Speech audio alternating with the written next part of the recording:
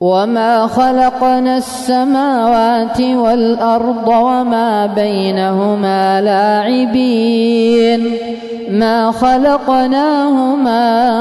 إلا بالحق ولكن أكثرهم لا يعلمون إن يوم الفصل ميقاتهم أجمعين يوم لا يغني مولى عن مولى شيئا ولا هم ينصرون إلا من رحم الله إنه هو العزيز الرحيم إن شجرة الزقوم طعام الأثيم كالمهل يغلي في البطون كغلي الحميم خذوه فاعتلوه إلى سواء الجحيم ثم صبوا فوق رأسه من عذاب الحميم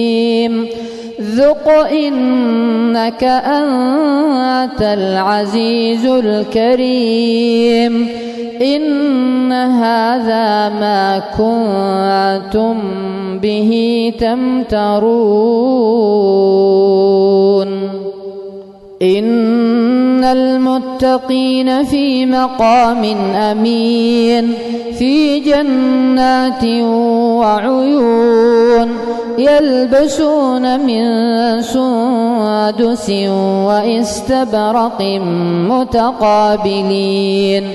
كذلك وزوجناهم بحور عين يدعون فيها بكل فاكهة آمنين لا يذوقون فيها الموت إلا الموتة الأولى ووقاهم عذاب الجحيم فضلا من ربك ذلك هو الفوز العظيم فإنما يسرناه بلسانك لعلهم يتذكرون فارتقب إنهم مرتقبون